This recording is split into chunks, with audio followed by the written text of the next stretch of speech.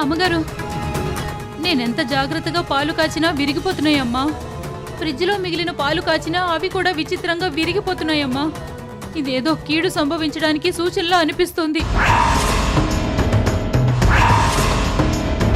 అలా ఏం జరగదులే, నువ్వు భయపడకు, వెళ్ళు.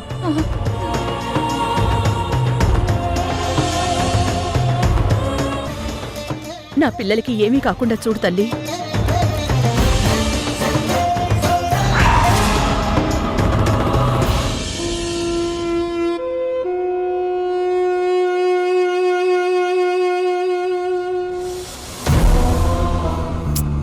అయ్యో, ఇది ఇంకా ఇక్కడేం చేస్తుంది?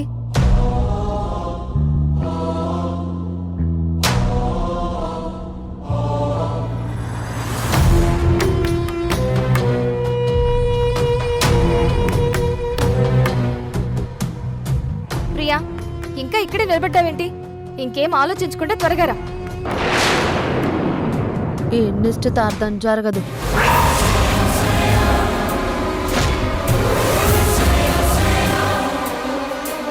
నాకు ఈ పెళ్లి ఇష్టం లేదు.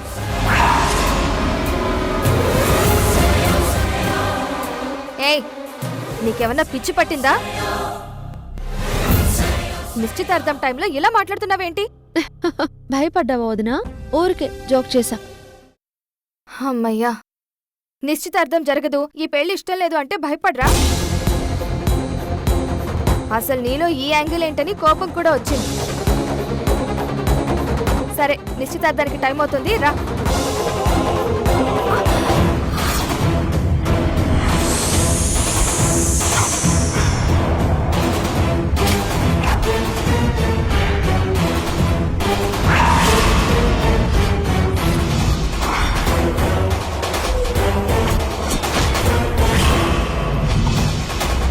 అబ్బా, భుజం నొప్పి. ఏంటి నీ చెయ్యి ఇంత బరువు ఉంది? అబ్బా, నా చేయి బరువు ఉండడం ఏంటొదినా? నా చేతిలో బండిల్స్ ఏం లేవు కదా.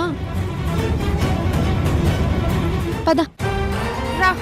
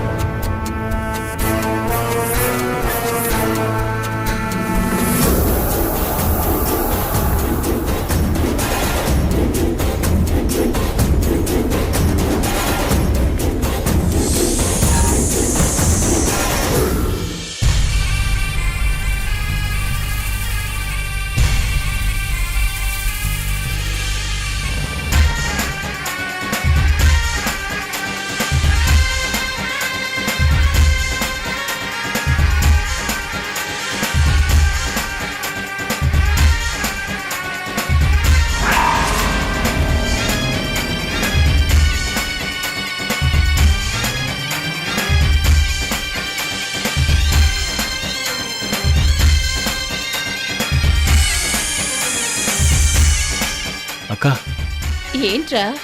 ప్రియ నాకు నాగకన్యలా కనిపిస్తుంది. It's true. అయ్యో, ఇందాకొచ్చేటప్పుడు పాములు నృత్యం చూసావు, ప్రియాని నాగకన్యలో ఊహించుకున్నావు, అందుకే అలా కనిపిస్తోంది. ఆ ఊహలొద్దంటే నువ్వు విన్నావా?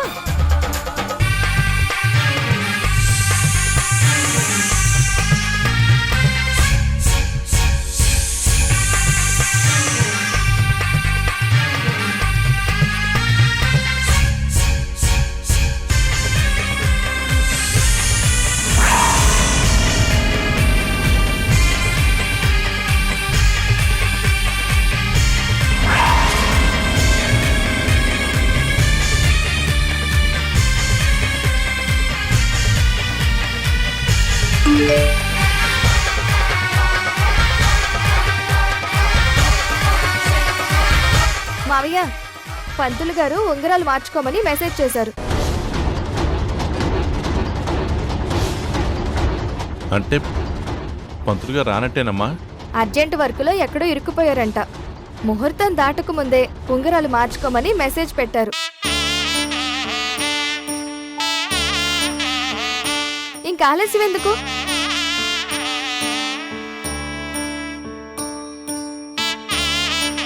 ప్రియా రా. విజయ్ రా.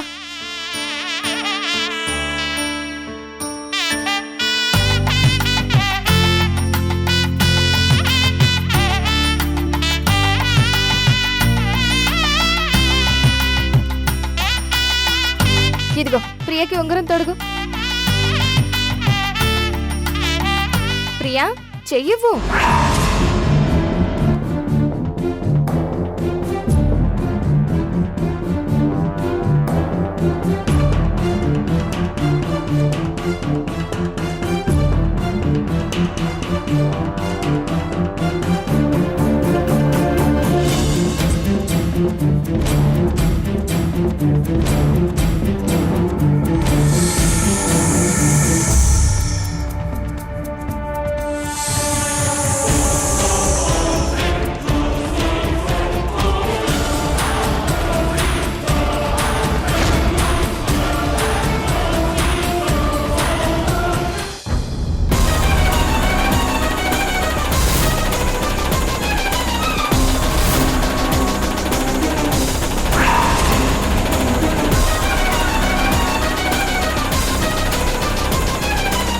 ఇదేంటి ఉంగరం పట్టట్లేదు?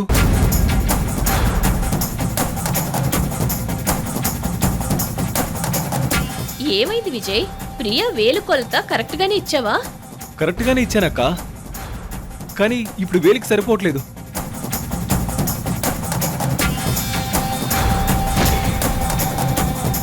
సరిగ్గా తొడుగు విజయ్, ఎందుకెక్కదు?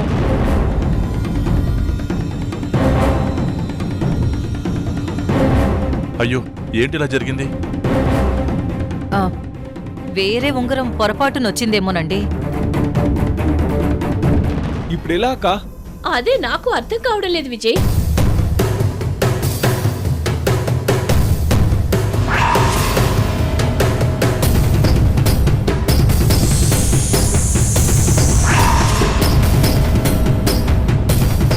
సరే, ఈ ఉంగరం తర్వాత సరిచేయొచ్చు.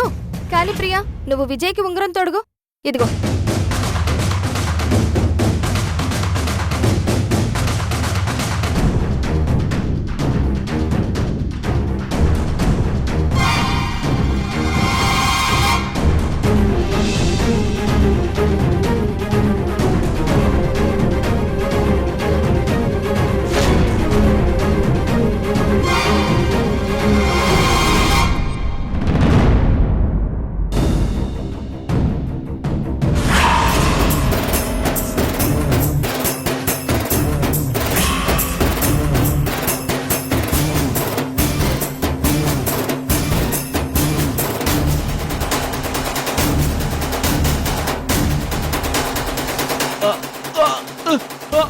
అమ్మా!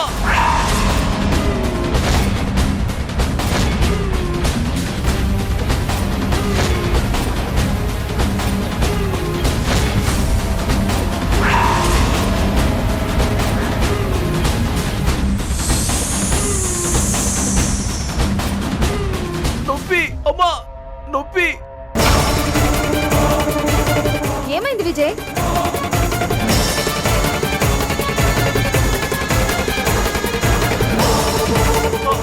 ఏమైంది విజయ్? అక్క నొప్పి! బాబు, ఏమైంది బాబు? అయ్యో, విజయ్! బాబు విజయ్ ఏమైంది బాబు?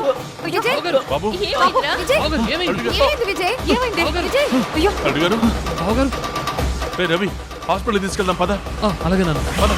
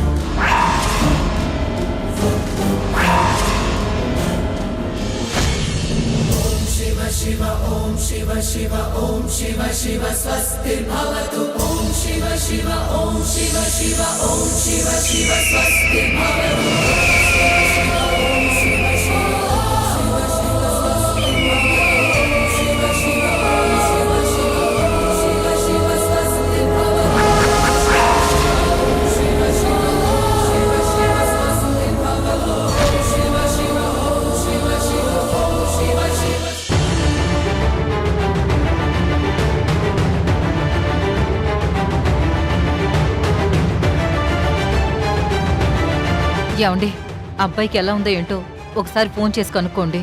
ఇంకో 10 నిమిషాల్లో హాస్పిటల్ నుంచి బయటకు వచ్చి రవి కాల్ చేస్తానన్నాడు. ఇలాంటి నిశ్చితార్థం నేనెక్కడా చూడలేదు. అరే ఉంగరం తొడిగితే ఒడ్డున పడ్డ చేపల గిలగిల కొట్టుకోవడం ఏంటి మావయ్య? అదే కదమ్మా నాకు అర్థం కావడం లేదు.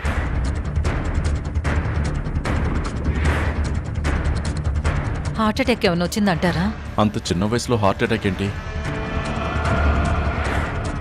మీ కూతురు ఎవరికైనా హార్ట్ అటాక్ తెప్పిస్తుంది మావయ్య. నేనేదో చేసినట్టు నన్ను అంటావేంటి? ఉంగరం తొడిగితే ఎవరైనా మురిసిపోతారు, కానీ మూర్చపోతారా?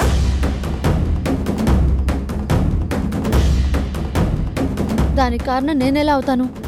మరి కారణం ఎవరు? నేనైతే కాదు. నీకు తెలిస్తే చెప్పు. నీకు నిశ్చితార్థం ఇష్టం లేదు, నువ్వే ఏదో చేసుంటావు. చెప్పు. బయటికి తీసుకెళ్ళి ఏం మాట్లాడావు? అక్కడ ఏ యాంగిల్లో ఏం జరిగిందో చెప్పు. నా గతం గురించి చెప్దాం అనుకున్నాను, కానీ ఈ లోపు నువ్వు వచ్చి తీసుకెళ్ళిపోయావు. అంతకు మించి అక్కడేం జరగలేదు. అత్తయ్య, అబద్ధం చెప్పడంలో మీ కూతురు ఆరితేరిపోయింది. మనందరికీ కొత్త యాంగిల్ చూపిస్తోంది. అవును, అబద్ధానికి బ్రాండ్ అంబాసిడర్వి. నీ దగ్గర నేర్చుకోవాలి. ఆ అబ్బాయి కరెంట్ షాక్ కొట్టినట్టు నిన్ను చూస్తూ పడిపోయాడు. ఏమైందో నీ ఒక్కదానికి తెలుసు. చెప్పు ప్రియా. అయ్యో, నాకేం తెలియదంటే నన్ను నమ్మవేంటమ్మా? కష్టపడి కోడి గుడ్డు పెడితే కళ్ళు తాగొచ్చినాడు ఆమ్లెట్ వేసుకున్నాడంట.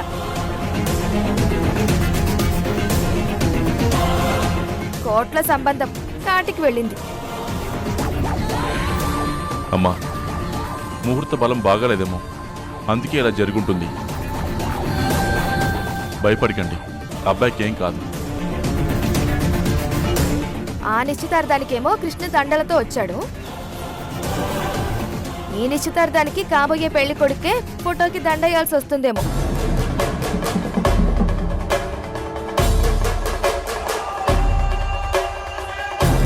ఈ పెళ్లితో మిమ్మల్ని బిలియనీర్స్ ని చేద్దాం అనుకున్నాను, కానీ మనం బెగ్గర్స్మే అని మీ కూతురు డిసైడ్ చేసింది.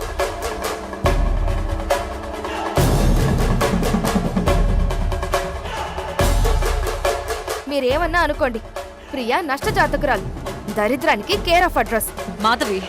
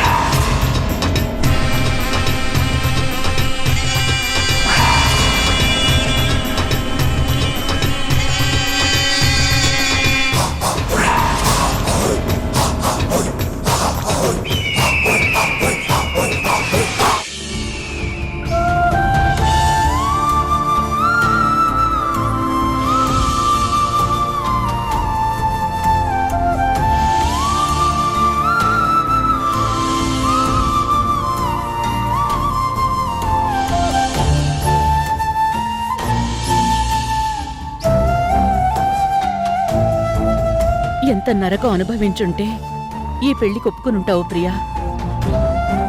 మనసు చంపుకుని బ్రతికే మనస్తత్వం కాదు నీది.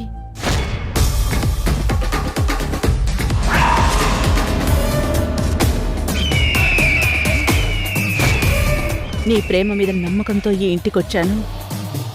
అమ్మగా మానవత్వంతో ఈ ఇంటి పిల్లల బాధ్యత తీసుకున్నాను.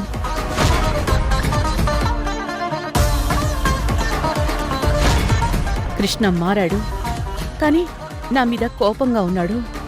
లోపలికెళ్ళి ఏడుస్తున్నాడు.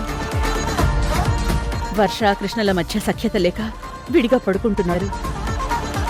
అగ్ని సాక్షిగా జరగని ఆ పెళ్లిలో ఏదో మతలబుంది. అదేంటో కనుక్కోవాలి. కనుక్కుంటాను.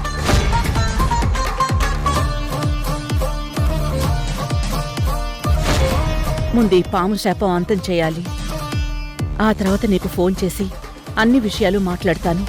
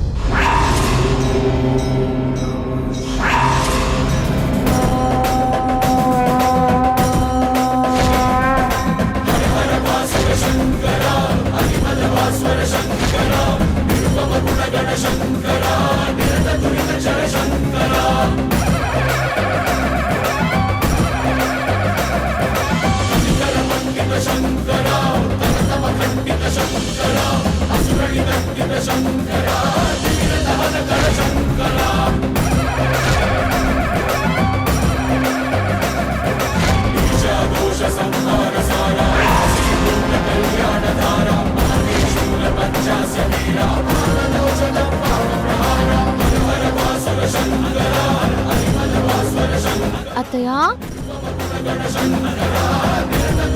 అత్తయ్య, అత్తయ్య, నేను ప్రియని. ప్రియా పిలుపు వినిపిస్తుందేంటి? తలుపు తీ అత్తయ్య.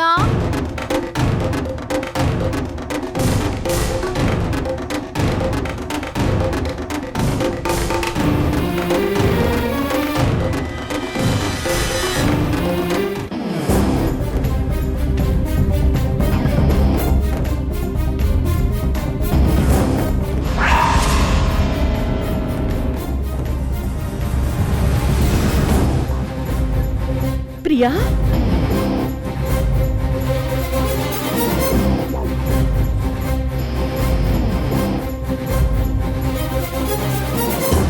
ప్రియా, నువ్వు? నా మనసు బాగోలేదు అత్తయ్య. రాజన్న అంతా చెప్పాడు. నా తలరాత ఇంతేనా అత్తయ్య? పరిస్థితులకి ఎదురెళ్ళి నిలబడితేనే తలరాతల్ని మార్చొచ్చు.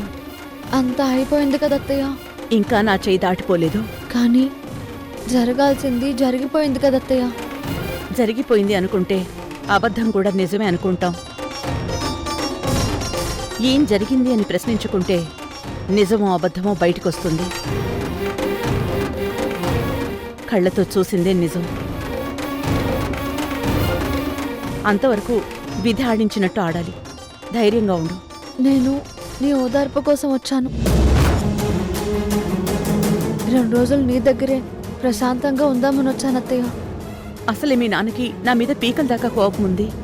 ఇప్పుడు నువ్వు ఇక్కడికి వచ్చావని తెలిస్తే ఇల్లు పీకి పందిరేస్తాడేమో. నీ దగ్గరకు వెళ్తున్నానని నాన్నకు చెప్పే వచ్చాను అత్తయ్య. నాకు నువ్వు తప్ప ఎవరున్నారు అత్తయ్య?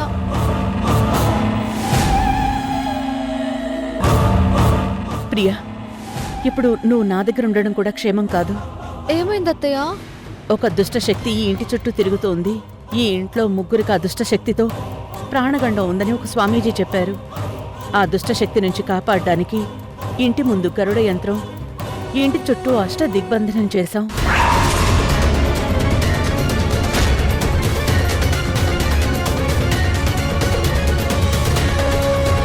ప్రియా, 48 గంటల పాటు మేం బయటికి రాకూడదు. బయట వాళ్ళు లోపలికి రాకూడదు. ఇలాంటి పరిస్థితుల్లో నువ్వు ఈ ఇంట్లోకి రాకూడదు. నీ దగ్గర తప్ప ఈ ప్రపంచంలో ఇంకెక్కడా నేను క్షేమంగా ఉండలేనత్తయ్య. నిజమే ప్రియా, కానీ అత్తయ్య, ఆ దుష్టశక్తికి నేనెవరో తెలీదు. నా జోలికి రాదు కదా. కానీ బయట వాళ్ళ ద్వారా కూడా ఆ దుష్టశక్తి లోపలికి రావచ్చేమోనని ఆలోచిస్తున్నాను ప్రియా. అయితే నువ్వు నన్ను ఇంట్లోకి రానివ్వవు, అంతేనా?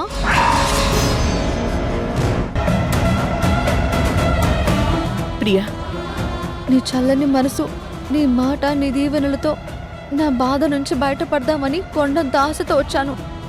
నువ్విలా అంటున్నావు. సరే, నేనెవరికి ఏమీ కాను, వెళ్ళిపోతాను. ప్రియా ప్రియా అది కాదు. కానీ మా ఇంటికి మాత్రం కాదు. మరెక్కడికి వెళ్తావు? ఏ నువ్వో గొయ్యో చూసుకుంటాను. ప్రియా ఈసారి కాపాడడానికి నువ్వు కూడా రావు కదా. వస్తా ప్రియా. అత్తయ్య. ప్రియా నా మాట విను. ప్రియా ప్రియా ప్రియా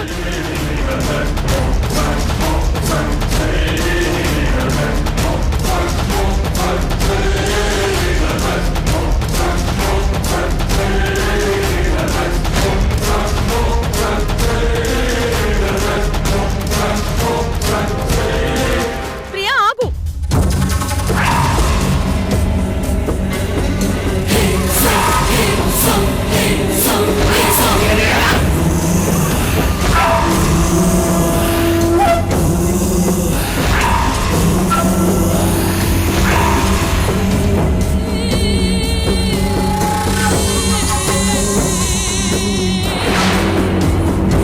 నువ్వెక్కడికి వెళ్ళొద్దు, నా దగ్గరే ఉండు.